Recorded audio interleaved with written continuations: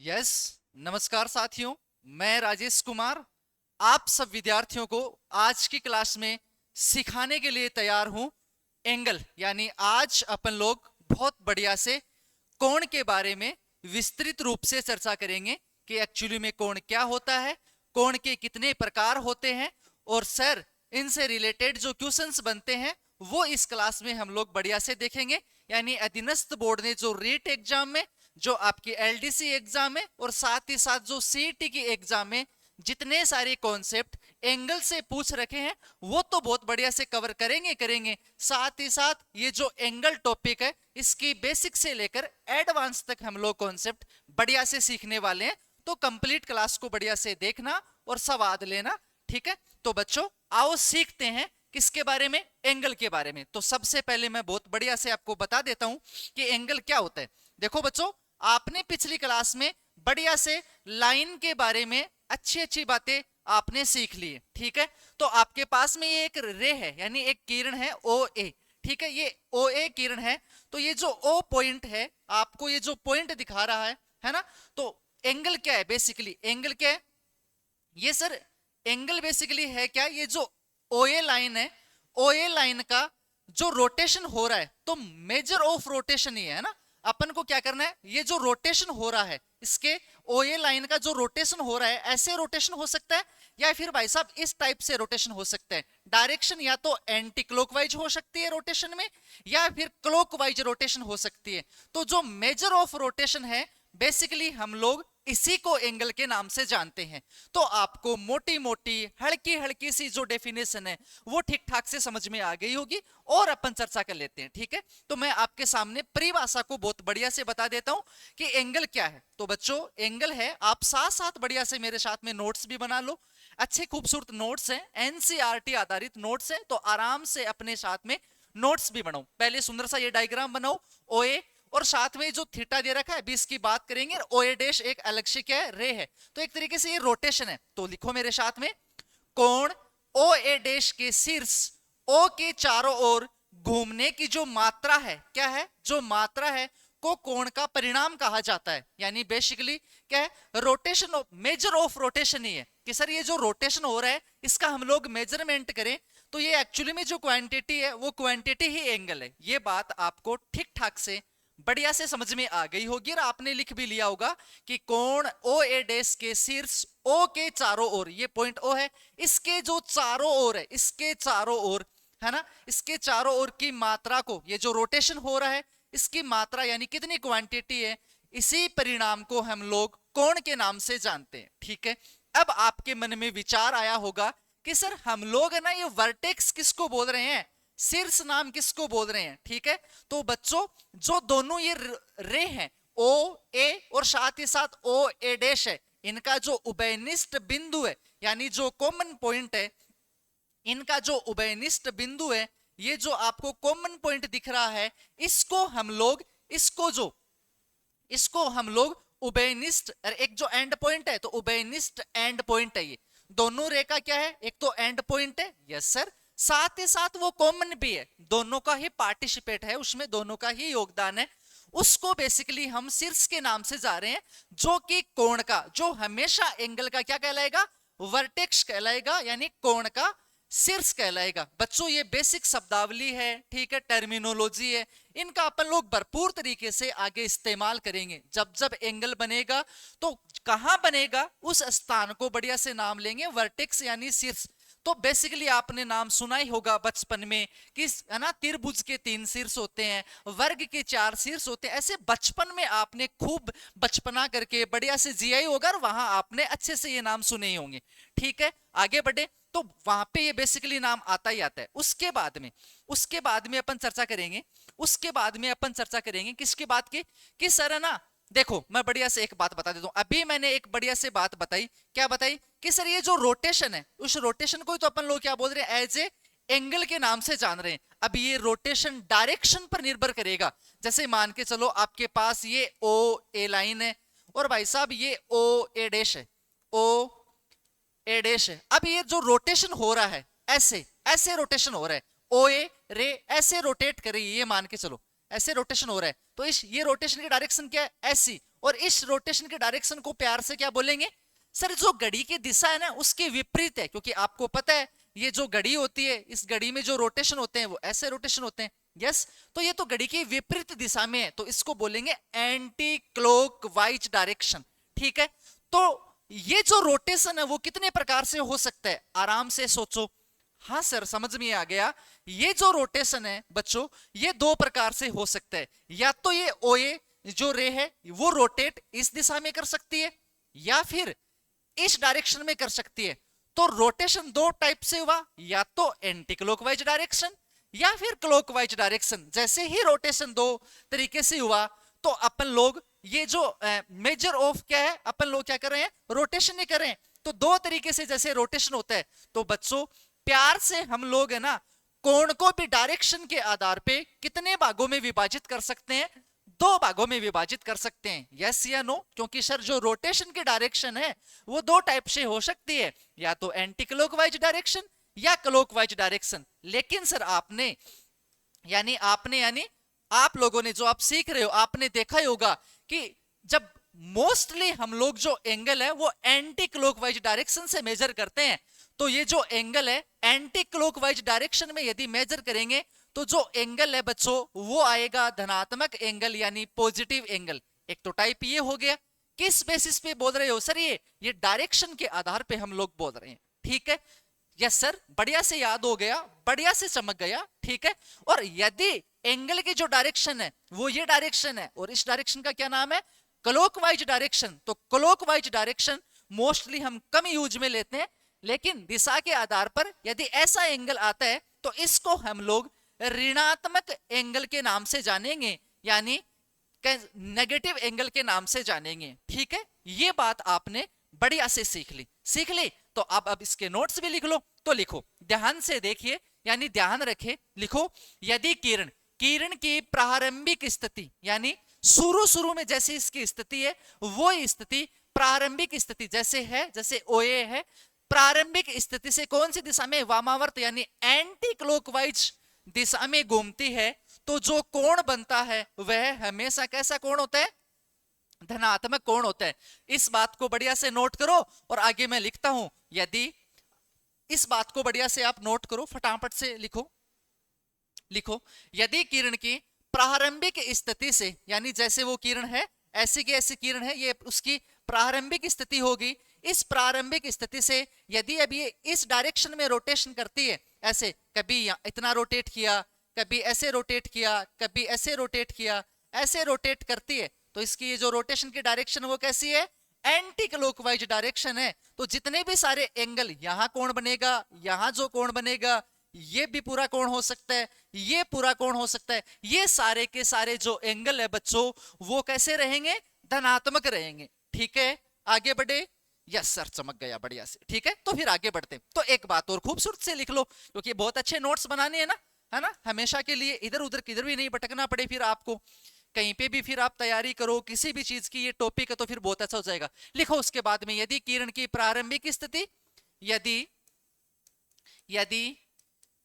किरण की प्रारंभिक स्थिति से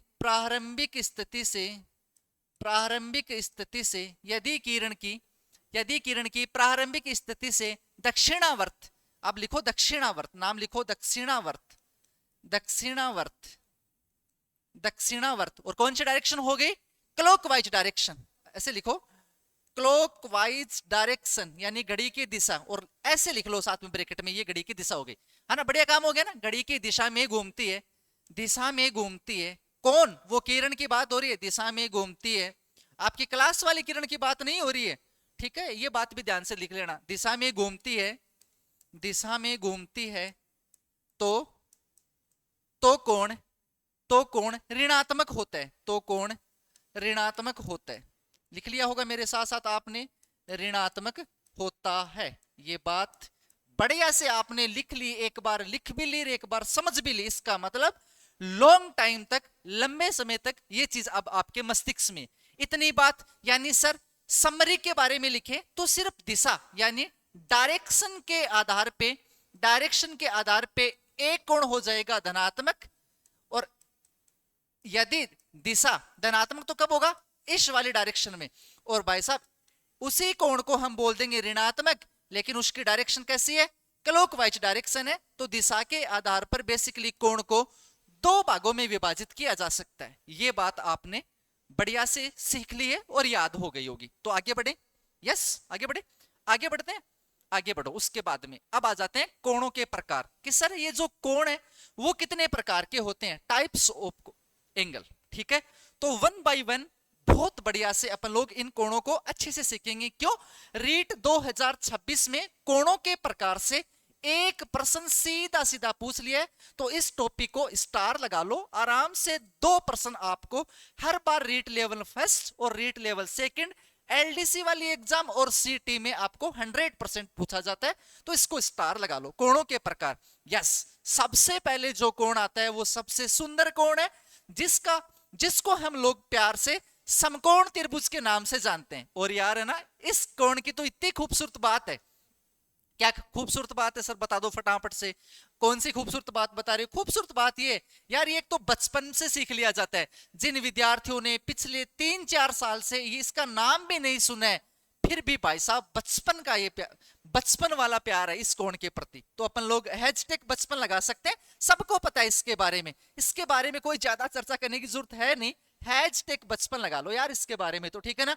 तो समकोण किसे कहेंगे सर, एक ऐसा कोण जिसका जो माप है वो हमेशा 90 डिग्री के बराबर होता हो। कितने डिग्री के बराबर, थीटा इक्वल्स टू जब 90 डिग्री हो जाता है तो प्यार से हम लोग समकोण त्रिभुज के नाम से जानते हैं। और एक नाम तो आपने सुना ही होगा, एक रेखा है उस पे एक लंब डाला जाता है। जो लंब डाला जाता है, तो जहां लंब डाला जाता है, जहां उभयनिष्ठ बिंदु मिलता है दोनों किरणों का, वहां जो एक कोण बनता है वो हमेशा ही हमेशा समकोण कोण बनता है।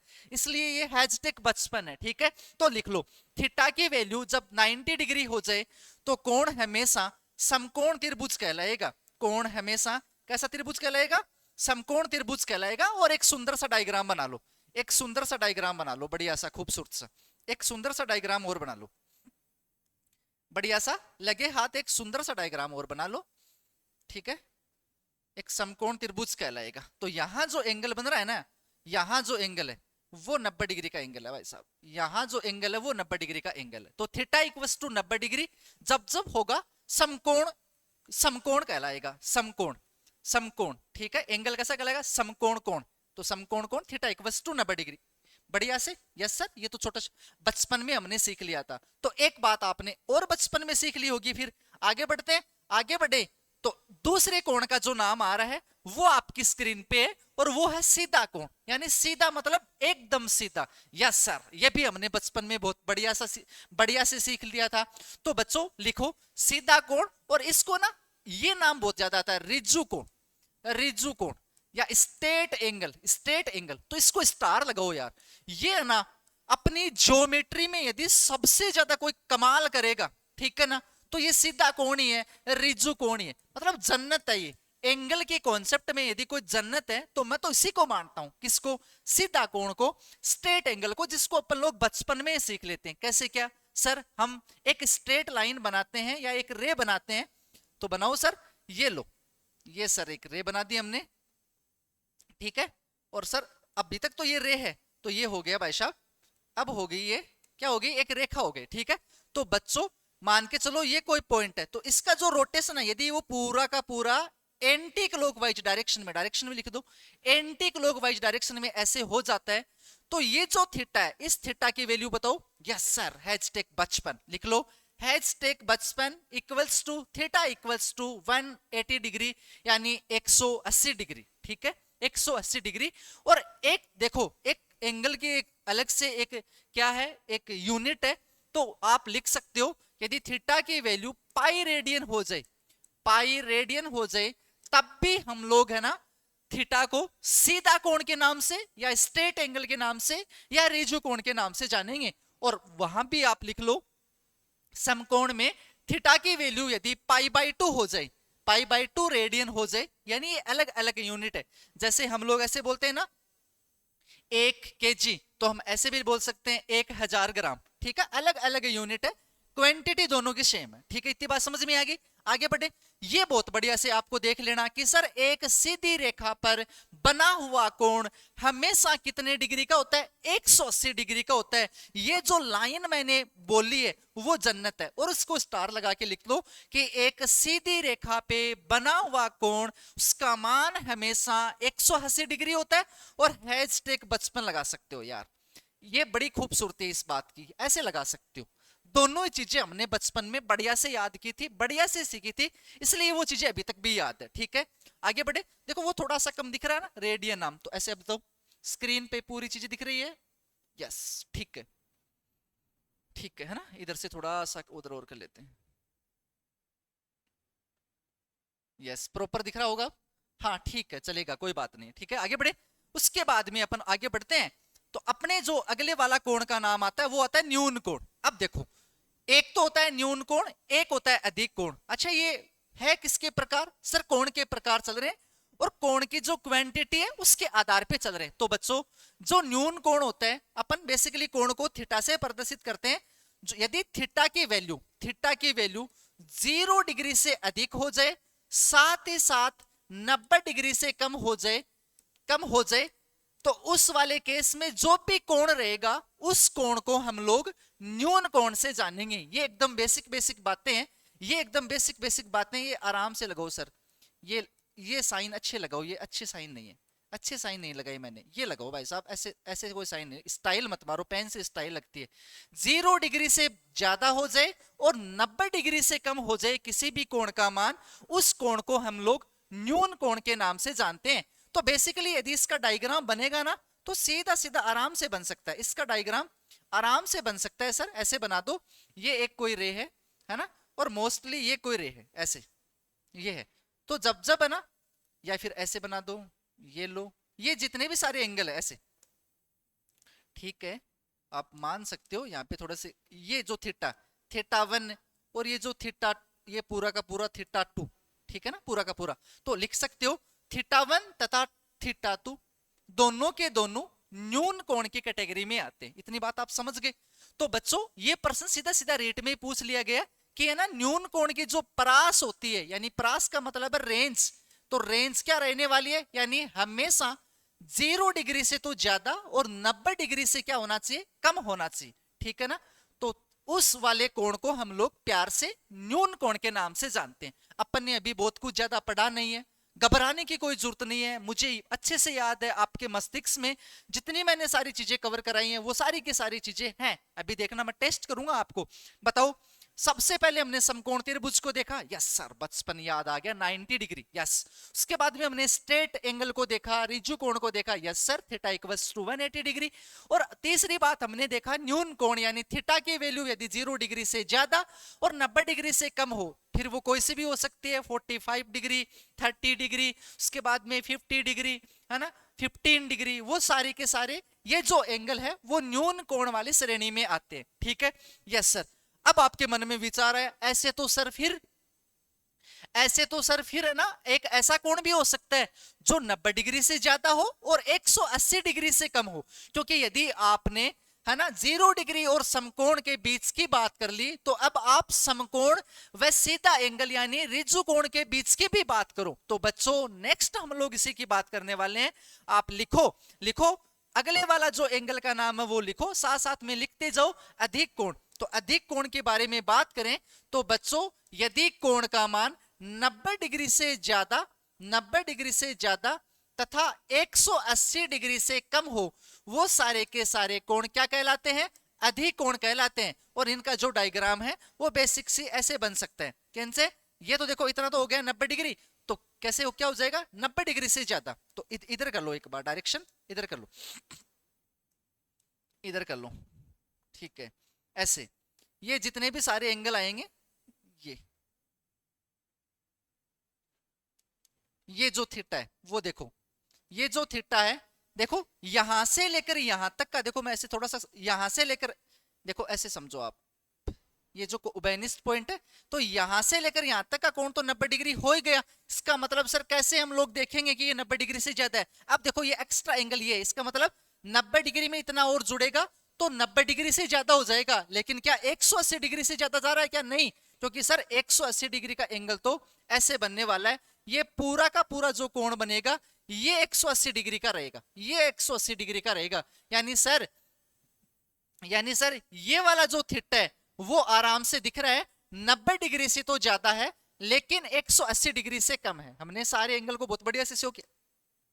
अलग अलग आप लोग कलर से आप अलग अलग और देख सकते हो। तो अधिक कोण की परिभाषा भी आपने बढ़िया से सीख ली।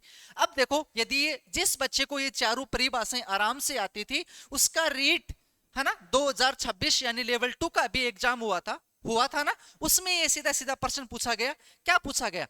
एक साइड में दे दिए कोण के नाम, तो वो क्वेश्चन लिख सकते हो आप, लिखो फटाफट से। और देखो वो चीज अब आपको आती है क्या, लिखो कोण, एक साइड में लिखो कोण के प्रकार, और उनके लिख लो एक साइड में लिख लो प्रास। क्या लिखो? प्रास, यानी इंग्लिश मीडियम वाले रेंज। ठीक है, टाइप्स ऑफ एंगल। तो एक तो आ गया, पहला ऑप्शन था अधिक कोण, उसके बाद में एक ऑप्शन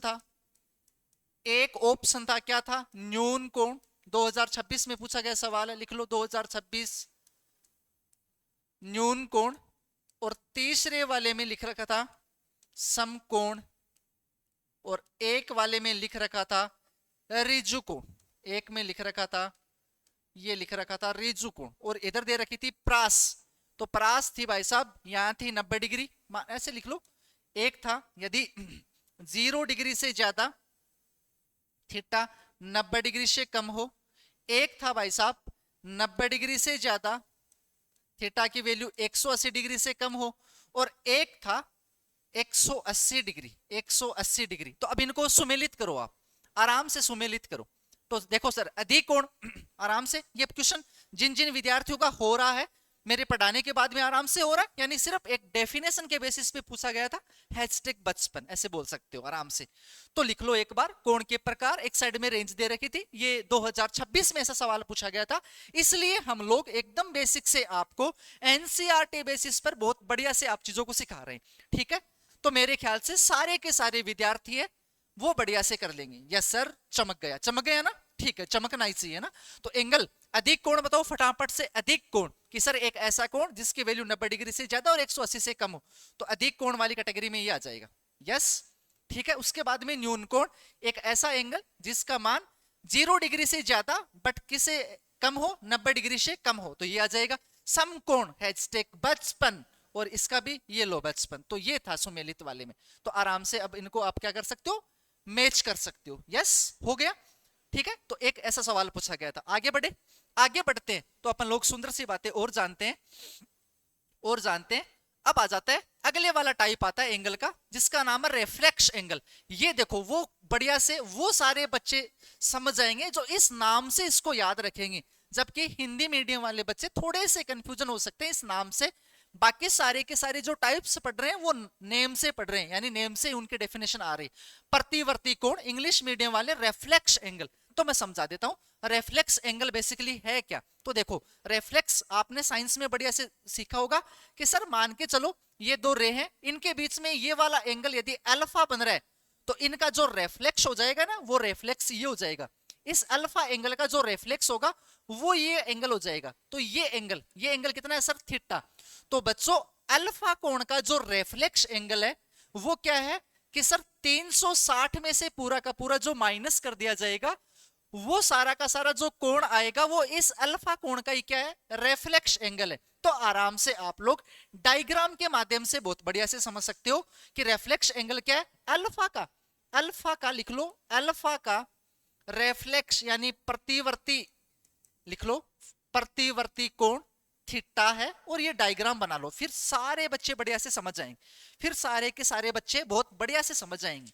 ठीक है बच्चों, ये हो जाएगा इसका रेफ्लेक्स एंगल, है ना।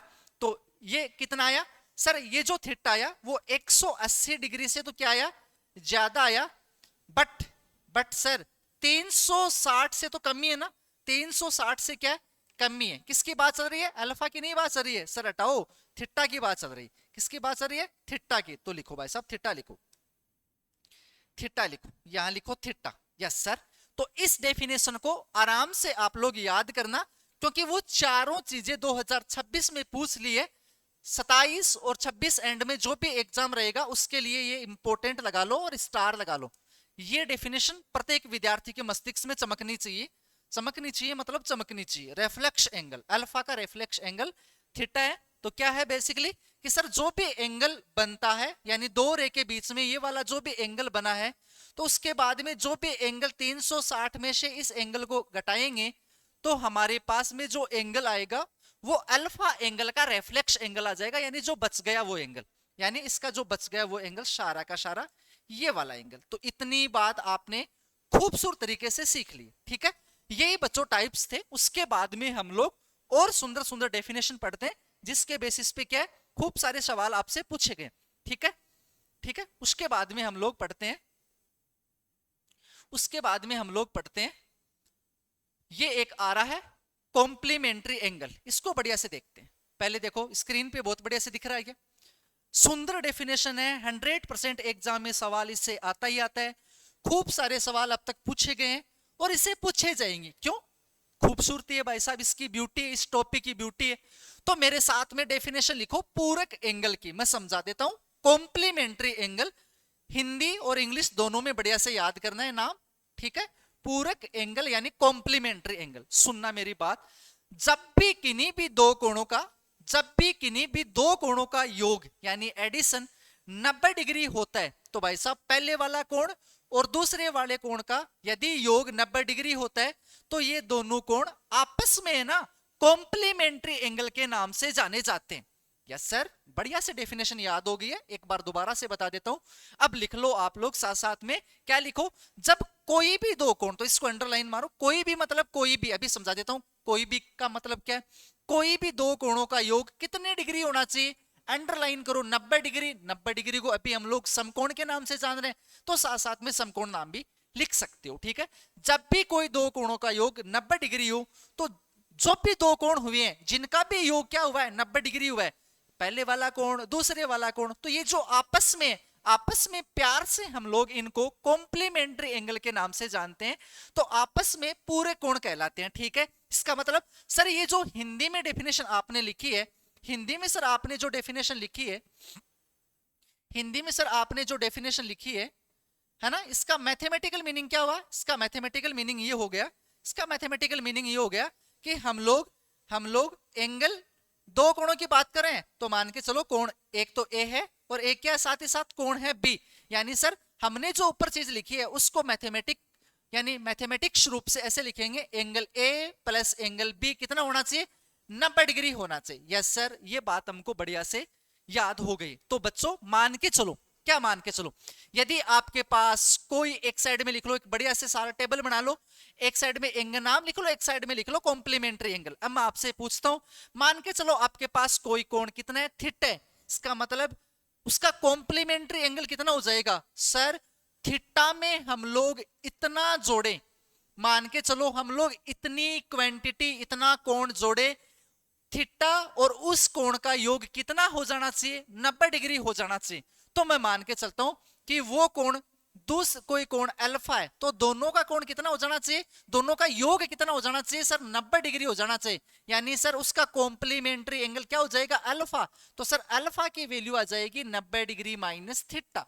ये बात किस किस विद्यार्थी को बढ़िया से चमक गई ना। स्क्रीन को थोड़ा सा की साइड में कर लेते हैं, ये देखो, ठीक है। यस सर, बढ़िया से, यानी सर यदि कोई एंगल थीटा है तो उसका जो कॉम्प्लीमेंट्री एंगल होगा वो सीधा सीधा कितना हो जाएगा 90 डिग्री माइनस थीटा हो जाएगा, 90 डिग्री माइनस थीटा हो जाएगा। क्यों सर, इन दोनों का यदि अब योग करते हैं ना तो थीटा प्लस है थीटा माइनस है, हट जाएंगे और 90 डिग्री बचेगा। तो अपन लोग ऐसे तो बोल रहे हैं कि दोनों कोणों का योग कितना होना चाहिए, हमेशा 90 डिग्री होना चाहिए। अच्छा सर, अभी आपने ये भी बताया था कोई भी दो कोण का मतलब क्या है, अभी मैं समझा देता हूं, इधर देखो, ये समझो, कोई भी दो कोण का मतलब है ये कोई प्लेन है, इस प्लेन में एक रे ऐसे है ओ ए और ए डैश, यहां कोई कोण है थीटा, ठीक है, और दूसरी साइड में एक रे ऐसे है बी ओ और इस साइड में है बी डैश और इसको भी है ना आप, हाँ ठीक है, और रहने दो कोई बात नहीं, ये थीटा है और इस साइड में अल्फा एंगल है, अब मान के चलो दोनों एक ही प्लेन में अलग अलग रे बनी हुई है, इस साइड में एंगल है थीटा, इस साइड में अल्फा है। बाय चांस, बाय द वे, कैसे भी मान के चलो, यदि थीटा और अल्फा दोनों का योग बने हुए, ये एक अलग रे से बने हुआ एंगल है, ये एक अलग किरणों के बीच बना हुआ एंगल, ये तो बात समझ में आ गया। इन by chance, by the way, इन दोनों कोणों का योग, थीटा और अल्फा कोण का योग यदि 90 डिग्री हो जाता है, तो बच्चों थीटा और अल्फा आपस में कैसे कोण कहलाएंगे? पूरे कोण कहलाएंगे। तो इसका मतलब कोई भी दो कोण, इसका मतलब ये जरूरी नहीं है कि सर अल्फा कोण इसी प्लेन पर इसी जगह पे बनना चाहिए, ये कोई जरूरी नहीं है कि सर इसी प्लेन पर थीटा कोण भी इसी जगह पर कहीं ना कहीं होना चाहिए। यदि थीटा और अल्फा को कोण का योग यदि 90 डिग्री इसी जगह पे रहेगा तभी हम बोलेंगे, ऐसा कोई जरूरी नहीं है। अलग से कोण थीटा बन सकता है, अलग से इधर से भी अल्फा बन सकता है, कहीं ना कहीं ऐसे कोण मान के चलो, ये कोण मान के चलो थीटा है, तो बेसिकली अब देखो ये मान के चलो थीटा 2 है, तो बच्चों अब आपको सीधा सीधा दिख रहा है सर थीटा 2 प्लस अल्फा का योग हमेशा 90 डिग्री होगा। क्यों? क्योंकि देखो 90 डिग्री का एंगल बन रहा है समकोण, तो ये तो हमेशा क्या रहेंगे? एक दूसरे के पूरक रहेंगे। हाँ यस, हमेशा पूरक रहेंगे। लेकिन मैं ये कहना चाह रहा हूं इसी जगह पे बनना जरूरी नहीं है, अलग साइड में भी कोई कोण बन सकता है। कंडीशन बस एक ही है, दोनों कोणों का योग कितना होना चाहिए? 90 डिग्री होना चाहिए। उस लाइन का आप बहुत बढ़िया से मीनिंग अब समझ चुके हैं, ठीक है? समझ लिया ना आपने? बढ़िया से उसका मीनिंग समझ लिया, तो मैं स्क्रीन से हटा देता हूं, ठीक है? अब आ जाओ, वापस आ जाओ, स्क्रीन पे आ जाओ। क्या लिख रहे थे? थोड़ी बहुत सर कैलकुलेशन कर रहे थे। यदि एंगल थीटा है तो कॉम्प्लीमेंट्री एंगल हो जाएगा 90 माइनस थीटा। अब मुझे बताओ साथ साथ में, यदि एंगल का मान 1 डिग्री है तो मैं कितना और एंगल यूज में करूं ताकि दोनों का योग क्या हो जाए? 90 डिग्री हो जाए। और जब दोनों का योग 90 डिग्री हो जाएगा तो इस एंगल का वो कॉम्प्लीमेंट्री एंगल हो जाएगा। तो बताओ मुझे 89, यस सर 89 डिग्री, ठीक है ना? 89 और ये कितना हो गया? 90। अब हर कोई विद्यार्थी बता देगा 50 डिग्री का कॉम्प्लीमेंट्री एंगल कितना है? बताओ कमेंट करके फटाफट से। यस, कितना हो गया? 40 डिग्री। 40 डिग्री, क्योंकि योग कितना होना चाहिए? कितना होना चाहिए? 90 डिग्री होना चाहिए। अब मैं आपके स्क्रीन पे एक सुंदर सा सवाल लेके आता हूं। यदि मान के चलो एंगल एक का मान कितना है? 50 डिग्री 30 मिनट है। कितना? 50 डिग्री 30 मिनट है। तो उसका लिखो प्रश्न, तो उसका तो कोण एक का पूरक कोण ज्ञात करो। पूरक कोण ज्ञात करो, और स्टार लगा लो इस सवाल की, ज्ञात करो, स्टार लगाओ। स्टार लगा रखा है ना, तो आप भी एक और लगा दो, डबल स्टार लगा लो। पूरक कोण ज्ञात करो, एंगल का मान दे रखा 50 डिग्री 30 मिनट। यानी सर इस बार सवाल है ना, सवाल बस मिनट में आ गया है। यदि आप डिग्री में पूछते ना तो हम फटाफट से कर देते। ठीक है, करो एक बार, करो, एक सेकंड करो, पानी पी लेते।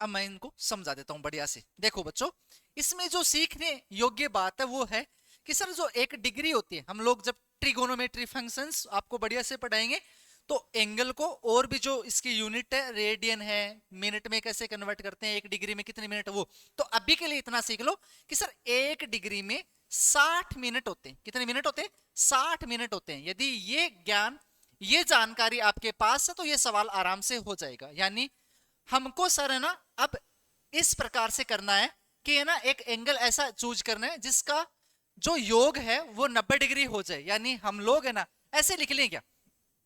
90 डिग्री को ऐसे लिख लें क्या? आप 90 डिग्री को ऐसे लिख लें क्या? 89 डिग्री और 60 मिनट। 60 मिनट, क्योंकि एक मिनट 60 मिनट ये हो गया तो एक डिग्री शामिल हो जाएगा, तो 89 प्लस एक डिग्री इक्वल्स टू कितना हो जाएगा? 90 डिग्री। यानी सर 90 डिग्री को ऐसे लिख ले। और हमें पता है कि सर इस एंगल को 90 डिग्री में से तो माइनस करना है, तभी वो दूसरा आएगा एंगल, है ना? क्योंकि 90 डिग्री माइनस थीटा होता है, तो जो इसका पूरक कोण हो जाएगा, तो लिखो एंगल एक का पूरक कोण, एंगल एक का पूरक कोण इक्वल्स टू कितना हो जाएगा? 89 degree 60 minute minus angle A, minus angle A.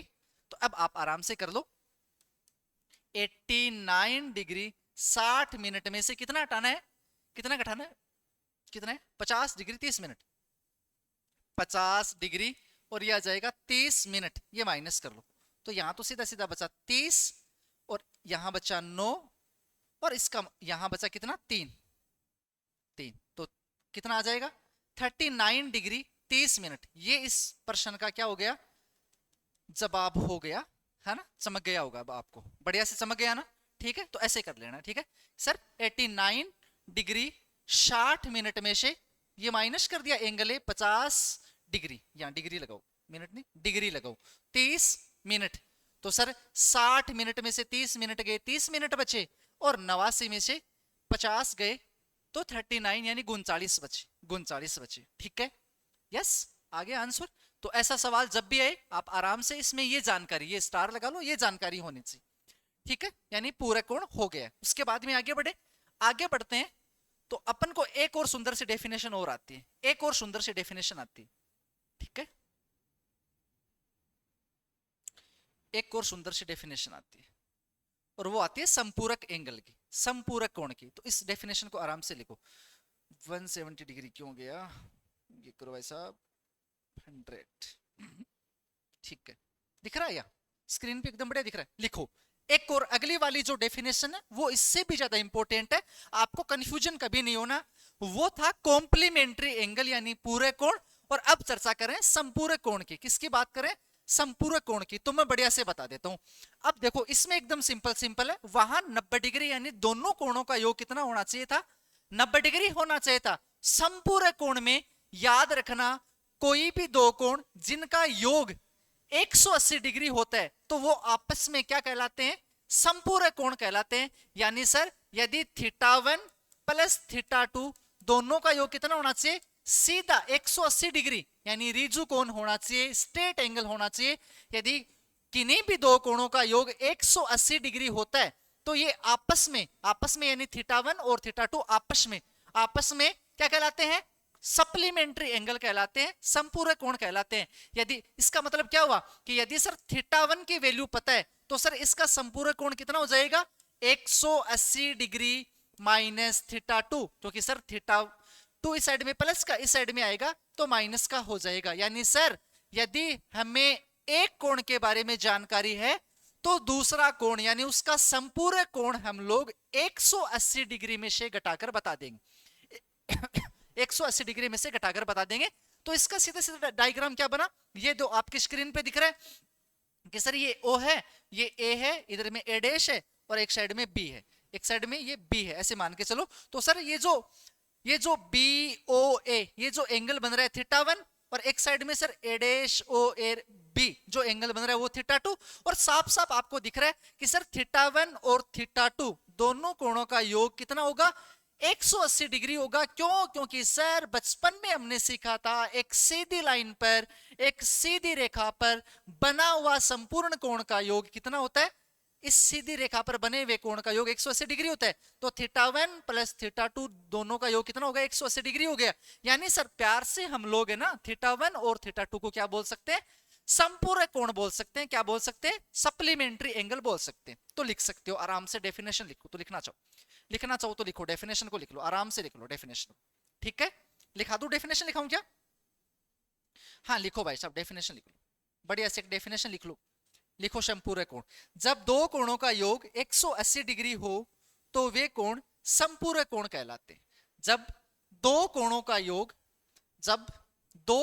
योग 180 डिग्री हो तो वे आपस में संपूरक कोण कहलाते हैं। सुंदर सा डायग्राम ये बना लो, ये लिख लो θ1 प्लस θ2 180 डिग्री और θ1 बराबर आ जाएगा 180 डिग्री माइनस θ2। तो जैसे सवाल पूरे कोण पे आते हैं सेम वैसे के वैसे ही संपूरक कोण पे भी सवाल आते हैं सप्लीमेंट्री एंगल पर। लेकिन कंफ्यूजन नहीं होना है, बिल्कुल भी कंफ्यूजन नहीं होना है। ठीक है ना, कंफ्यूजन नहीं होना है कि सर कॉम्प्लीमेंट्री एंगल क्या है, दोनों कोणों का योग 90 डिग्री, सप्लीमेंट्री एंगल का मतलब है दोनों कोणों का योग 180 डिग्री। और हिंट के लिए ऐसे समझ सकते हो, जैसे है ना ऐसे देख सकते हो, भूल भी जाओ तो मेरे हिसाब से ऐसे देख लेना, कॉम्प्लीमेंट्री में C पहले आता है ना, C पहले आता है, तो मुझे बताओ 90 डिग्री पहले आता है या 180 डिग्री, यस सर, 90 डिग्री पहले आता है। जब भी कॉम्प्लीमेंट्री एंगल नाम है तो दो कोणों का योग θ1 प्लस θ2 पहले 90 डिग्री आता है, यानी पहले सी आता है अल्फाबेट में, तो आ जाएगा 90 डिग्री। एक छोटा सा हिंट दे रहा हूं ना, है ना। और यदि एस बाद में आता है अल्फाबेट में तो नाम आ रहा सप्लीमेंट्री एंगल, तो दोनों कोणों का योग बाद में कौन आएगा 180 डिग्री बाद में आएगा, तो 180 डिग्री आ जाएगा। ये देख ब्रैकेट में ये लगा लो, इसको स्टार लगा लो, इसको स्टार लगा लो, एक तरीके से हिंट मान लो, हिंट, ताकि डेफिनेशन आप भूले नहीं, आप बिल्कुल भी डेफिनेशन नहीं भूले। नहीं दिख रहा ना, इधर देखो, अब दिखेगा, अब देखिएगा, ठीक है ना। डेफिनेशन को आप बिल्कुल भी भूले नहीं, ये बात बढ़िया से याद होगी। कॉम्प्लीमेंट्री और सप्लीमेंट्री एंगल ऐसे ऐसे याद कर लेना, है ना। सी पहले आता है तो मतलब पहले 90 डिग्री आता है, तो ऐसे याद कर लो सब। और भी कोई आपके पास में हिंट हो तो बता देना, ठीक है। अब उसके बाद में आगे एक बढ़िया सी बात लिख लो, एक बढ़िया सी आप बात लिख लो। क्या लिखो, लिखो, अब मान के चलो, नोट लगा के एक बात लिखो, नोट लगा के अब यहीं लिख लो, एक बात लिख लो, नोट लगा के एक बात लिख लो बढ़िया सी। क्या लिखना है सर, बात ऐसे लिखनी है, नोट लगा के लिखो, नोट लगा के एक बात लिख लो। लिखो, यदि आपके पास कोई एंगल थीटा है, माना आपके पास कोई एंगल थीटा है ना, यदि माना आपके पास, माना हमारे पास कोई कोण थीटा है, कोई कोण थीटा है, तो उसका, पहली लाइन में लिखो, तो उसका पूरक कोण, इंग्लिश मीडियम में ऐसे लिख लो, कॉम्प्लीमेंट्री एंगल, कॉम्प्लीमेंट्री एंगल कितना होगा 90 माइनस थीटा, यस, उसका पूरक कोण 90 डिग्री माइनस थीटा होगा। और इसको ऐसे ब्रैकेट में लगा लो, ऐसे ताकि सुंदर लगे। सर ये जानकारी तो हमारे पास थी, लेकिन अभी एक खूबसूरत सी बात और बता देता हूं, इतनी बात समझ में आ गई।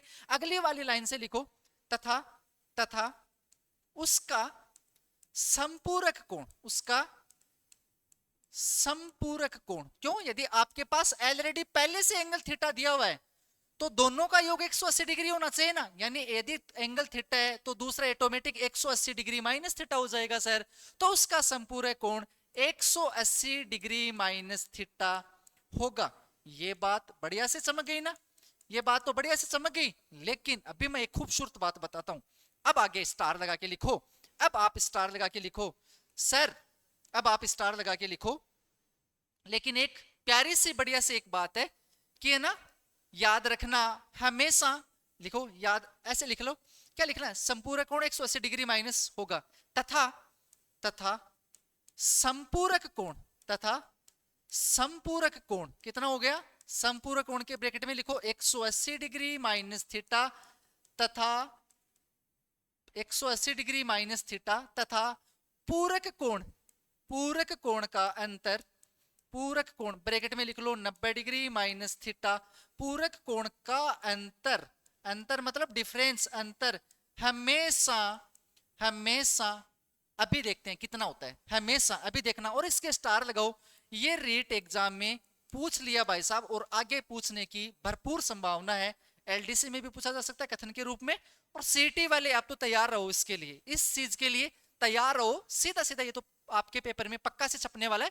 संपूरक कोण 180 डिग्री माइनस थीटा तथा पूरक कोण का अंतर, अभी देख लेते हैं, अंतर मतलब माइनस करना है, तो क्या करना है, अभी करो, फटाफट से करो, 180 डिग्री माइनस थीटा, है ना, और माइनस ये लो 90 डिग्री माइनस थीटा, इसको सोल्व करना है, तो करो 180 degree minus theta minus 90 degree minus minus plus theta, plus theta, ठीक है। ये कभी कभार डिग्री लग जाता है, इसमें ज्यादा सीरियस होने की जरूरत नहीं, तो minus theta plus theta cancel out हो गया, 180 में से 90 गया, 90 डिग्री, यानी सर आपसे कोई भी कोण ले लो, आप किसी भी एंगल की बात कर लो, लेकिन खूबसूरत बात यह है कि उसका संपूरक कोण और साथ ही साथ उसके पूरे कोण का अंतर हमेशा और हमेशा के लिए, हमेशा का मतलब यह है यदि हमारी जिंदगी खत्म हो जाए, मतलब दूसरी कोई पीढ़ी आए, दूसरी पीढ़ी में कोई दूसरा इंसान आए, वो भी आकर पढ़ाए, तो वो उसका भी जो आंसर है ना वो भी 90 डिग्री आएगा, हमेशा का मतलब ये होता है, ठीक है ना। तो उसका अंतर हमेशा समकोण 90 डिग्री होगा। बस तो ये रिक्त स्थान आ सकता है, आपसे पूछा जा सकता है एज ए ऑप्शन के बारे में। तो इसको थोड़ा सा देख लेना, आराम से देख लेना, ये चीज आपको समझ में आनी चाहिए, याद हो नहीं हो भले कोई बात नहीं, लेकिन ये एज ए फैक्ट के रूप में आपको चीजें याद होनी चाहिए, ठीक है ना, डायरेक्ट। ठीक है, हो गई याद? आगे बढ़े, लिख लिया ना। उसके बाद में क्या आता है भाई साहब, हमने ये कर ही लिया, ये हो ही गया। उसके बाद में शीर्षाभिमुख कोण लिख लिया ना, आगे बढ़े। उसके बाद में एक नाम आ रहा है शीर्षाभिमुख कोण, यानी वर्टिकली अपोजिट एंगल। स्क्रीन पे बढ़िया से दिख रहा है ना, कोई दिक्कत तो नहीं है? शीर्षाभिमुख कोण आगे टाइप्स में हम लोग पढ़ रहे हैं, और अगला जो टाइप्स है उसका नाम है वर्टिकली अपोजिट एंगल। नाम से पता चल रहा है सर ये नाम हमने सीख लिया, शीर्ष नाम हमने सीख लिया। अभिमुख मतलब एक दूसरे के अपोजिट, सीधा सीधा मतलब है सर एक शीर्ष यानी एक ही शीर्ष पर एक दूसरे के जो विपरीत कोण बनते हैं उनको हम लोग शीर्षाभिमुख कोण के नाम से जानते हैं, वर्टिकली अपोजिट एंगल के नाम से जानते हैं। और बढ़िया से डायग्राम से समझेंगे, ऐसे कोई दिक्कत नहीं है, सीधा सीधा आपको चमका दिया जाएगा। सीखेंगे अभी अभी एक डेफिनेशन लिखी है, ऐसे मत सर याद ही नहीं हुआ क्या हो गया शीर्षाभिमुख। कई बच्चों की ऐसे है ना, स्क्रीन पे चीज देखते हैं धड़कन तेज हो जाती है कि पता नहीं सर ये डेफिनेशन तो लिख ली लेकिन याद ही नहीं हो रही है। याद ज्यादा करनी नहीं, समझनी ज्यादा है, सीखना चीजों को बहुत ज्यादा है। अभी देखते हैं, है ना, अभी देखते हैं क्या लिखा हुआ है। जब दो रेखाएं प्रतिच्छेदित करती है तो विपरीत कोण बराबर होती है। नहीं मानेंगे इसकी बात, होते हैं कि नहीं होते हैं। मैथमेटिक्स में ज्यादा चीजें माननी नहीं होती है, ज्यादा चीजें प्रूफ करनी होती है, स्क्रीन पे हमें ऑब्जर्वेशन करनी होती है, चीजें दिखनी चाहिए। अभी देख लेते हैं। अब अगले वाले ने बोला है, क्या बोला है कि जब दो रेखाएं प्रतिच्छेदित करती है, करवा देते हैं, देखते हैं यार अपन भी प्रतिच्छेदित करवा के देखते हैं, है ना। ठीक है, ये है तो करते हैं। देखो एक ये लाइन हो गई, ठीक है, एक सेकंड बढ़िया से बना देते हैं, एक सेकंड बढ़िया से बना देते हैं। ठीक है, एक ये लाइन होगी और भाई साहब एक ये लाइन होगी, ये लो, ठीक है ना, और लाइंस ऐसे होगी। जब दो रेखाएं प्रतिच्छेदित करती है, कर दिया, तो जो उभयनिष्ठ बिंदु होता है वो अधिकतम कितने होते हैं? एक होता है सर, ये बात तो हमने लाइन में ऑब्जर्वेशन कर ली थी, तो ये उनका उभयनिष्ठ पॉइंट है। अब शीर्षाभिमुख कोण के बारे में जानेंगे, वर्टिकली अपोजिट एंगल के बारे में जानेंगे। तो ये उनका क्या हो गया? उभयनिष्ठ बिंदु हो गया। ये भी लिख लो, उभयनिष्ठ बिंदु। ओ क्या है? उभयनिष्ठ बिंदु है, उभयनिष्ठ बिंदु, उभयनिष्ठ बिंदु। उभयनिष्ठ बिंदु तो किन के लिए हो गया? किन के लिए हो गया? लाइंस के लिए हो गया उभयनिष्ठ बिंदु। तो उभयनिष्ठ बिंदु तो किसके लिए हो गया? लाइंस के लिए हो गया, ठीक है। लेकिन यदि कोण के बारे में बात करें, जैसे मान के चलो ये कोण थीटा है, इतना इतना कोण थीटा है मान लेता हूं, तो ये एक तरीके से क्या हो गया, जैसे एंगल का नाम आया तो ये एक तरीके से वर्टेक्स बन गया। तो ओ एंगल के रेफरेंस में क्या हो जाएगा? वर्टेक्स हो जाएगा। अब हमने माना है कि सर ओ ए डैश और ओ ए के जो बीच में जो एंगल है वो थीटा है। अभी अपन मान के चलते हैं, हमें नहीं पता कि ये कितना है, लेकिन अगले वाले ने तो लिख रखा है, क्या लिख रखा है कि जब दो रेखाएं प्रतिच्छेदित करती है तो जो विपरीत कोण होते हैं वो क्या होते हैं? बराबर होते हैं। अब पहले तो ये देखो कि विपरीत कोण क्या है।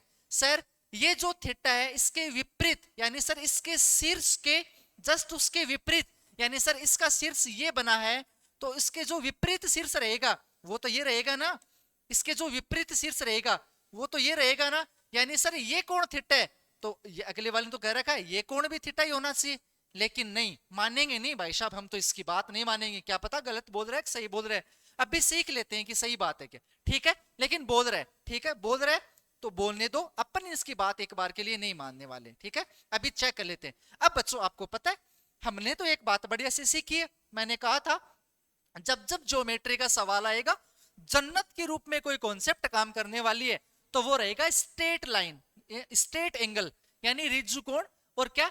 सीधा कोण, ठीक है। सर हमें पता चल गया ये कोण थीटा है, तो सर ये जो एंगल है ना, ये जो एंगल है वो ना हमें पता चल गया। सर आप बताओ चाहे मत बताओ, ये जो कोण है वो 180 डिग्री माइनस थीटा है। क्यों सर? क्यों? क्योंकि सर हमें पता है जन्नत बात हमने सीख रखी, ये जो पूरा कोण होगा वो पूरा का पूरा 180 डिग्री होगा। यानी सर इस कोण का योग 180 डिग्री होना चाहिए। तो ऑटोमेटिक सा पता चल गया सर, क्यों? क्योंकि सर ये सीधी रेखा है और सीधी रेखा पर बना गया कोण तो हमेशा 180 डिग्री होता है। तो सर पता चल गया ना कि ये कोण कितना हो गया, 180 डिग्री माइनस थीटा हो गया। कौन सा? ये वाला कोण, ये वाला कोण 180 डिग्री माइनस थीटा है। आप हर एक चीज को बढ़िया से देखो। और इस कोण की बात चल रही है तो ये कोण है थीटा, और ये मैंने सबको एकदम डिनोट कर दिया ना ताकि कोई भी बच्चा कंफ्यूजन ना हो। यस, समझ में आ गया? सिर्फ हमने तो ना एक कोण माना था, हमें पता ही नहीं था, तो हमने मान के चला कि ये कोण थीटा है, तो ये ऑटोमेटिक 180 डिग्री माइनस थीटा हो गया। लेकिन सर फिर से सर एक कमाल की बात, वही जन्नत हमें तो हेल्प कर रही है। क्या कर रही है कि देखो सर, अभी भी देखो कि ये जो लाइन है ना, ये सीधी लाइन है, ये जो लाइन है वो सीधी लाइन है, सीधी लाइन है। इसका मतलब यदि सर ये कोण इतना इतना कोण 180 डिग्री माइनस थीटा है, तो ये कोण थीटा होना चाहिए। क्यों? इन दोनों कोणों का योग भी तो 180 डिग्री होना चाहिए ना। क्यों? क्योंकि सीधी रेखा पर बना गया कोण 180 डिग्री का होता है। सीधी रेखा पर बना गया कोण 180 डिग्री का होता है। ये बात बढ़िया से आप समझ गए? नहीं समझे तो मैं दोबारा से बता देता हूं, नहीं समझे तो मैं दोबारा से बता देता हूं। क्या क्या समझना है दोबारा से? सर दूसरी लाइन, दूसरा इसमें एक बढ़िया सा कलर चूज करके बता दो। तो ये तो हो गया, ये देख लेते हैं, ठीक है? सुनना मेरी बात। क्या ये एक स्ट्रेट लाइन है, सीधी लाइन है कि नहीं है? ये देखो एक सीधी लाइन है, इस सीधी लाइन पर ये जो पूरा का पूरा कोण बनना चाहिए वो 180 डिग्री का होना चाहिए। लेकिन सर ये इतना इतना जो कोण है वो 180 डिग्री माइनस थीटा बन गया। तो कितना कोण और जोड़ू मैं ताकि 180 डिग्री हो जाए? थीटा कोण और जोड़ू। लेकिन सर जैसे ही मैंने थीटा कोण और जोड़ा, इसकी बात सही हो गई जो बात पहले से लिखी है कि जब दो रेखाएं प्रतिच्छेदित करती है तो विपरीत कोण बराबर होते हैं। यानी शीर्ष पर बने हुए एक दूसरे के जो विपरीत कोण होते हैं वो बराबर होते हैं। प्यार से हम लोग शीर्षाभिमुख कोण के नाम से जानते हैं। यानी इसको थीटा कंसीडर किया तो ऑटोमेटिक ये कोण भी थीटा आ गया। यानी अब मुझे कमेंट करके हर कोई बच्चा बता सकता है फिर ये कोण कितना होगा। फिर से सर ये एक सीधी रेखा बनी हुई है, देखो ये एक सीधी रेखा बनी हुई है, इस सीधी रेखा पर पूरा पूरा का कोण बना हुआ 180 डिग्री होना चाहिए। यदि ये इतना इतना कोण थीटा है तो ये जो बच गया वो कोण 180 डिग्री माइनस थीटा होगा। यानी फिर से ये जो शीर्षाभिमुख कोण है, यानी सर प्रतिच्छेदित की हुई रेखा के एक दूसरे पर शीर्ष पर जो विपरीत कोण है वो बराबर होते हुए दिख रहे हैं, और दिखना ही है, जरूर दिखेंगे। इन्हीं को बच्चों हम लोग शीर्षाभिमुख कोण कहते हैं। यानी ये कॉन्सेप्ट आपको बढ़िया से समझ में आ गई होगी। तो अब आप लिखना स्टार्ट करो।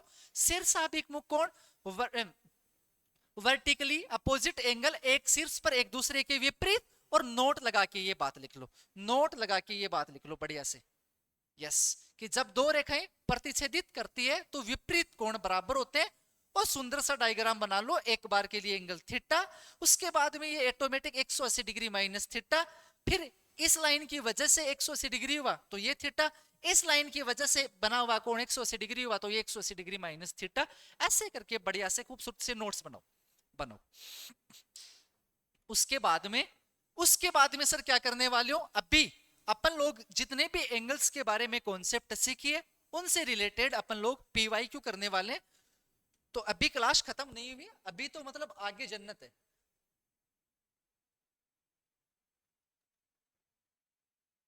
इस क्लास का सवाल ही आगे जो प्रश्न क्वेश्चन अपन लोग हल करेंगे, क्वेश्चन जो लगाएंगे उनमें आएगा मजा कि हमने कितना सीखा है कितना नहीं सीखा है, उसी का सवाल आने वाला है।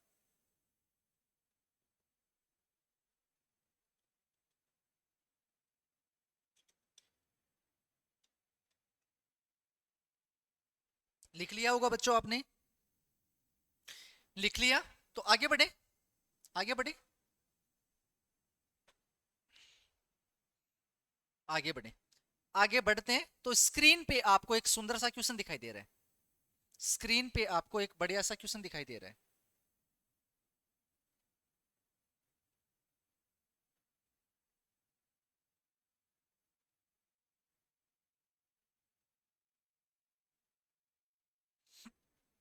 है ना? दिख रहा है एकदम सही? हाँ, मैं एक बार पढ़ और देता हूं। पूरक कोणों के, पहला जो प्रश्न आ रहा है, अपन ने जितनी चीजें सीखी हैं उनसे रिलेटेड क्वेश्चन है, क्वेश्चन करने जरूरी है ना। मैथमेटिक्स में विदाउट प्रैक्टिस के अपन लोगों को कुछ भी अपन लोग सीखने वाले नहीं है। तो वे क्वेश्चन है जो आए हुए हैं, वे क्वेश्चन है जो आने की पूरी पूरी संभावना है ना, कॉन्सेप्ट से रिलेटेड क्वेश्चन है। तो बच्चों आपकी जो स्क्रीन पे बढ़िया सा सवाल दिख रहा है वो है, पूरे कोणों में से एक कोण 45 डिग्री का है तो दूसरा कोण बताओ, तो दूसरा कोण बताओ। तो अपन लोग बेसिक से बढ़िया से बात करेंगे।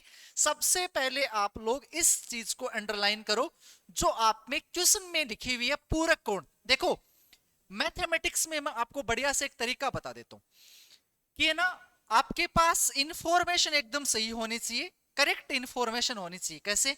सवाल में जो भी चीज आपसे पूछी हुई है यदि उनके बारे में आपको अच्छे से पता है और उसके बाद में थोड़ी सी आपकी कैलकुलेशन अच्छी है तो सवाल कभी गलत हो ही नहीं सकता। जैसे सवाल में एक इंफॉर्मेशन आ रही है कॉम्प्लीमेंट्री एंगल यानी पूरक कोण, तो पूरक कोण जिस बच्चे को बढ़िया से पता है अब उसका सवाल गलत नहीं होने वाला है।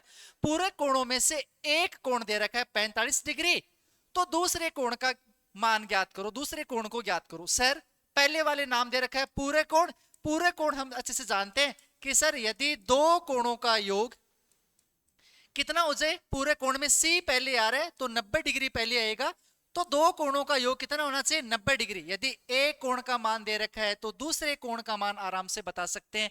एक कोण की इंफॉर्मेशन दे रखी है 45 डिग्री है तो मैं एक कोण को 45 डिग्री ले लेता हूं, तो है ना, तो ऑटोमेटिक कितना हो जाएगा थीटा 1 प्लस 45 डिग्री बराबर 90 डिग्री। थीटा 1 का मान आ जाएगा 90 डिग्री और ये इधर गया तो इधर माइनस का हो जाएगा 45 डिग्री। 90 में से 45 किया कितना आने वाला है फटाफट से बताओ, 90 में से 45 किया तो कितना आने वाला है सर 45 डिग्री आने वाला है। ठीक है 45 डिग्री आने वाला है तो आंसर आ जाएगा 45 डिग्री। ये आपका आंसर हो गया। या फिर आप ऐसे नहीं सोच के ऐसे सोच सकते हैं, ऑप्शन के आधार पे करें तो आराम से कर सकते हैं। सोचने का थोड़ा तरीका अलग हो सकता है कि सर ऐसा कौन सा कोण है इसमें जो दोनों कोणों का योग, एक तो जो ऑप्शन में दे रखा है, एक तो इधर ऑप्शन में दे रखा है और एक इधर क्वेश्चन में दे रखा है, दोनों कोणों का योग कितना हो जाए 90 डिग्री हो जाए। तो देखो 30 डिग्री प्लस 45 90 नहीं होता, 90 डिग्री पहले से दे रखा है, 45 और 45 90 डिग्री होता है तो करेक्ट ऑप्शन आ जाएगा 45 डिग्री एंगल। ठीक है आराम से सवाल हो गया, जल्दीबाजी नहीं करनी है, कैलकुलेशन से धीरे धीरे कर लेना, सवाल सही होना चाहिए क्योंकि रीट एग्जाम में, एलडीसी में और साथ ही साथ सीईटी की एग्जाम में आपको मैथमेटिक्स के रिगार्डिंग अच्छा खासा समय मिलता है, वहां आपको जल्दीबाजी नहीं करनी है क्योंकि आपके लिए कोई सीजीएल का पेपर है नहीं। ठीक है ये थोड़ा सा देख लेना। ठीक है बढ़िया आगे बढ़े, लिख लिया होगा। नेक्स्ट क्वेश्चन देखो बच्चों, नेक्स्ट क्वेश्चन देखो।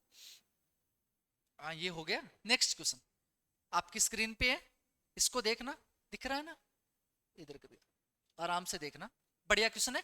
यदि दो संपूरक कोण यानी सप्लीमेंट्री एंगल की बात चल रही है, यदि दो संपूरक कोण एक है 7x plus 58 58 degree plus 16x plus 53 degree है, दो संपूरक कोण है, तब 5x का मान ज्ञात करो। तब किसका मान पूछा गया 5x का। अब देखो क्वेश्चन में जो चीज पूछी जाती है उसके बारे में आपके पास ढेर सारी इंफॉर्मेशन है, खूब सारी जानकारी है, तो प्रश्न गलत ही नहीं होता। सुनो अंडरलाइन करो, आराम से धीरे धीरे चलो। जो बच्चे एकदम नए हैं, शुरुआत कर रहे हैं अभी अभी, उनके लिए ये बहुत अच्छी और फायदेमंद क्लास है। संपूरक कोण, यस सर आपने बताया था संपूरक कोण किन्हें बोलते हैं, जब दो कोणों का योग 180 डिग्री हो जाता है तो संपूरक कोण। तो दोनों में से दोनों कोण दे रखे हैं, एक तो ये कोण दे रखा है, एक ये कोण दे रखा है, दोनों संपूरक कोण है। कब हो सकते हैं सर संपूरक कोण? सर जब ये दोनों जुड़कर, जब दोनों आपस में उनका भाई साहब जोड़ होकर 180 डिग्री हो जाए तब संपूरक कोण है। तो पहली बात तो ये करेंगे, क्या दे रखा है, क्या क्या चीज दे रखी है हल में, तो लिखो 7x प्लस 58 58 डिग्री और साथ में ये वाला कोण, ये दोनों कोण कैसे संपूरक है। ये बात मैथमेटिक्स में ऐसे लिखी जाएगी, संपूरक कोण तभी हो सकते हैं जब ये कोण और ये कोण आपस में जुड़कर कितने कितने हो जाए 180 डिग्री बना ले, इनका योग 180 डिग्री हो जाए तो ये संपूरक कोण हो जाएंगे। अब आराम से जोड़ सबको आता है सर, एक्स वाली चीजें एक्स में जुड़ जाएगी, अलग से एंगल है वो अलग से हो जाएगा। तो 7x प्लस 16x कितने हुए 23x हुए, तो लिखो 23x प्लस 58 58 में 53, आराम से जोड़ दो, 58 है इस साइड में 53 है, 8 और 3 कितने हो गए 11 हो गए ना, SLI 1 10 रे 11 111 111 इक्वल्स टू 180 डिग्री डिग्री लगा देना। तो 23x बराबर हो गया 180 में से 111 करो और उसके बाद में इसमें 23 का भाग दे दो। तो 180 माइनस 111, 10 में से 1 गया 9 बचा, 7 में से 1 गया 6 बचा और उसके बाद में 1 में से 1 गया 0। तो 23x इक्वल्स टू 69 और x इक्वल्स टू 69 अपॉन 23। तो 23 का पाड़ा कितनी बार बोले कि भाई साहब 69 आ जाए, तो सर 23 का पाड़ा 3 बार बोले, तो x का मान कितना आ गया 3, यानी 3 डिग्री आ गया, 3 डिग्री आ गया। सब पे आप क्या लगा लो, डिग्री लगा लो ना। ये कैलकुलेशन में आप फटाफट से करो। तो अब आपको एक्चुअली में ना एग्जाम में तो ऑप्शन के पास में जाना ना, तो कुछ बच्चे ऐसे डिग्री ऐसे ऐसे लगाते हैं, तो वो थोड़ा सा टाइम ही ज्यादा लगता है। अपन को टाइम कैसे कैसे करके बचाना है। x का मान 3 आ गया, लेकिन ध्यान रखना x का मान नहीं पूछा है, पूछा गया 5x का मान। तो बच्चों 5x का जो मान है, x का मान यदि 3 आ गया तो 5x का मान हो जाएगा 15, 5x का मान हो जाएगा 15। आंसर आपका आ गया 15 डिग्री। जिस भी ऑप्शन में आपको 15 डिग्री दिखाई दे रहा है वो प्रश्न आपका क्या हो जाएगा, वो ऑप्शन आपके लिए क्या हो जाएगा, एकदम सही हो जाएगा, बाकी सारे के सारे गलत हो जाएंगे। ठीक है, आगे बढ़े। समझ में आ गया होगा सवाल, ये हो गया। उसके बाद में नेक्स्ट आपके एक स्क्रीन पे एक और बढ़िया सा खूबसूरत सा सवाल दिख रहा होगा। अब देखिएगा, अब देखिएगा, आराम से पढ़ो, पढ़ने के बाद में आपको करना है, आराम से पढ़ो, पढ़ने के बाद में करना है। पढ़ू मैं, यदि कोई कोण अपने पूरे कोण का 4 गुना है। अब अगले वाले ने एक इंफॉर्मेशन बढ़िया से दे दी कि भाई साहब कोई भी कोण है, हमें नहीं पता वो थीटा है अल्फा है कितना भी है, यदि कोई कोण अपने पूरक कोण का, ये इंफॉर्मेशन इसको अंडरलाइन करो, पूरे कोण को, जल्दीबाजी मत कर देना। पूरे कोण लिखा हुआ है, संपूरक कोण नहीं है। पूरे कोण का कितना है, 4 गुना है। अब देखो हर बच्चे को पता है, यदि सर मैं पहले बेसिक से बताऊंगा, उसके बाद में ऑप्शन से भी कर लेंगे, दोनों तरीके से कर लेंगे। यदि कोई कोण सर 90, अब यदि कोई कोण थीटा है तो सर उसका पूरे कोण अभी देखा था 90 डिग्री माइनस थीटा होता है, तो दोनों कोण आ गए। अब देखो जानकारी दे रखी है, यदि कोई कोण, तो ये आ गया वो कोण थीटा, पूरक कोण ये आ गया पूरक कोण। यदि कोई कोण अपने पूरक कोण का, किसका पूरक कोण का कितना गुणा है, 4 गुणा है, 4 गुणा है। तो ये जो लाइंस आपको हिंदी में ऐसे दे रखी है, मैथमेटिक्स में कन्वर्ट होकर ऐसे आ जाएगी। और ये जिसको अच्छे से समझ में आ गया, अब उसका सवाल बिल्कुल गलत नहीं होगा, उसका सवाल बिल्कुल गलत नहीं होगा। दोबारा से देख लो, दोबारा से बता देता हूं। यदि कोई कोण, आपने माना वो कोण कितना है, थीटा है। यदि कोई कोण, तो अभी आपने माना वो कोण कितना है, थीटा है। पूरे कोण, तो पूरे कोण कैसे देखें सर, हमें अभी आपने बताया था यदि कोई कोण थीटा है तो उसका पूरे कोण 90 डिग्री माइनस थीटा होता है। 90 डिग्री माइनस थीटा मैंने लिख लिया, अभी बराबर मत लगाओ, अभी इसके लिए बराबर मत लगाओ, ठीक है। अब क्या दे रखा है, पूरक कोण का, ये ना पूरक कोण, पूरक कोण का 4 गुना है, तो 4 गुना लगाएंगे। पूरे कोण का 4 गुना है तो ये बराबर हो जाएगा। तो वह कोण ज्ञात कीजिए, यानी जो आपने शुरू शुरू में थीटा के लिए बारे में बोला था, तो वो थीटा, तो सोल्व कर दो आराम से।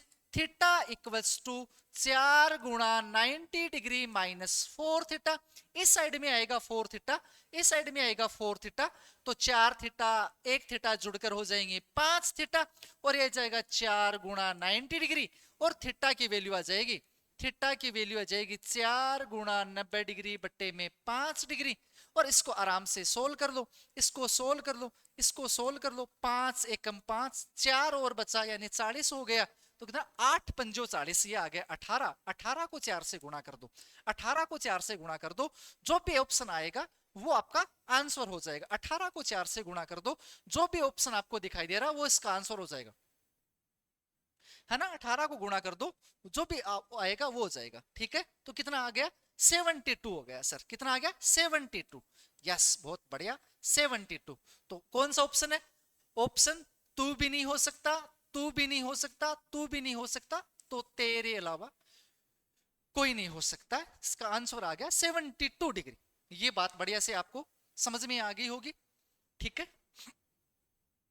ठीक है। ऑप्शन से भी आराम से कर सकते हो कि यदि कोई कोण अपने पूरे कोण का 4 गुना है तो 18 का जो 18 डिग्री का जो पूरा कोण है वो इसके 4 गुना के बराबर नहीं हो सकता। 15 डिग्री का जो भी पूरा कोण आएगा आपको पता है कितना आएगा, 75 डिग्री का, 75 का 4 गुना 15 नहीं हो सकता। इसका जो पूरा कोण आएगा 60 का आएगा, 30 का 4 गुना कितना होगा 120, 60 के बराबर नहीं हो सकता। आया 72 का जो पूरा कोण है 18 का जो 4 गुना है यानी 72 ही आ रहा है तो बराबर हो रहा है। तो ऐसे ऑप्शन से भी कर सकते हो, कोई दिक्कत वाली बात नहीं। उसके बाद में जो एक सवाल और है, ये सवाल है, ये मैं आपको एज ए प्रैक्टिस के लिए दे रहा हूं। तो मुझे कमेंट में इसका आप क्या करना, इस क्वेश्चन का जवाब आपको कमेंट बॉक्स में देना है। ये सवाल आपके लिए एज ए होमवर्क और आपके लिए प्रैक्टिस के लिए है। नेक्स्ट क्लास में आऊं तो ये मैं सोल्व करा दूंगा और साथ ही साथ आपका कमेंट चेक कर लिया जाएगा कि किस किस विद्यार्थी का ऑप्शन सही है। मैं एक बार पढ़ के बता देता हूं। ये कोई कोण थीटा का संपूर्ण कोण 12a + 4 डिग्री है और पूरे कोण 6 डिग्री है, 60 नहीं है यहाँ पे, 6 डिग्री है। तो थीटा का मान बताइए। तो थीटा का मान बताना है, दोनों इंफॉर्मेशन दे रखी है, कॉम्प्लीमेंट्री भी दे रखी है और सप्लीमेंट्री एंगल के बारे में भी इंफॉर्मेशन दे रखी है। तो मुझे थीटा का मान आपको बताना है, ठीक है बच्चों। नेक्स्ट क्लास में हम लोग बाकी जो हमारे एंगल से रिलेटेड और कॉन्सेप्ट बची हुई है नेक्स्ट क्लास में खत्म करवा दी जाएगी। यानी 3 क्लास में 3 घंटे में लाइंस एंगल की एकदम शानदार जो कॉन्सेप्ट है वो, साथ में प्रैक्टिस। अब सुनना, इस क्लास के बाद में आपको क्या क्या मिलने वाला है। जैसे ये क्लास खत्म हो जाएगी तो हमारे टेलीग्राम चैनल पर इस टॉपिक से रिलेटेड जो भी प्रैक्टिस क्वेश्चन है वो हमारे टेलीग्राम चैनल पे मिल जाएंगे। पहले वाले वीडियो में हमारा टेलीग्राम चैनल बताया हुआ है, RN एकेडमी के नाम से है। तो टेलीग्राम चैनल पर प्रैक्टिस क्वेश्चन वो मिल जाएंगे। साथ ही साथ में हमारे जो हैंड रिटन नोट्स है, हैंड रिटन नोट्स है, वैसे मैं साथ साथ में लिखवा रहा हूं, वो बहुत बढ़िया काम है। आपको ऐसे कईयों को मुश्किल लग रहा होगा, लेकिन जिनके खुद के अपने नोट्स लिखे हुए होते हैं, सच बता रहा हूं, उस टॉपिक से रिलेटेड आप किसी भी एग्जाम में बैठते हो तो मतलब फिर किधर भी उधर उधर भटकने की आपको जरूरत नहीं होती है। तुरंत अपने नोट्स उठाए और काम खत्म किया, 10-15 मिनट में रीडिंग की और हो जाएगा। लेकिन फिर भी हम आपको हैंड रिटन नोट्स, साथ ही साथ हमारे टेलीग्राम चैनल पर आपको PPT, और भाई साहब प्रैक्टिस होने के बाद में सबसे खूबसूरत बात, हमारे ऐप पर इस टॉपिक से रिलेटेड एक टेस्ट आपको फ्री ऑफ कॉस्ट कंडक्ट करवा दिया जाएगा। तो टेस्ट सीरीज को बहुत बढ़िया से ज्वाइन करना। टेस्ट आप, फिर हम आपको एनालिसिस करवाएंगे, कहां आप गलती करते हो, कहां गलती नहीं करते हो। तो प्रैक्टिस क्वेश्चन अलग से प्रोवाइड करवाएंगे, टेस्ट आपसे अलग से प्रोवाइड करवाएंगे। इनमें प्रैक्टिस और टेस्ट क्वेश्चन में सारे के सारे अधीनस्थ बोर्ड के पूछे हुए सवाल, NCERT के सवाल, आगामी एग्जाम में पूछे जा सकने वाले सवाल होने वाले हैं। तो आपके सवालों का जो लेवल है वही रहने वाला है जो RPSC रखती है और जो अधीनस्थ बोर्ड रखती है। ये 4 चीजें हमारे आपके ऐप पे और साथ ही साथ टेलीग्राम चैनल पे मिलने वाले हैं। तो चैनल को सब्सक्राइब कर दो, क्लास को शेयर कर दो, ठीक है बच्चों। मिलते हैं नेक्स्ट क्लास में, तब तक अपना ख्याल रखना। Thank you so much.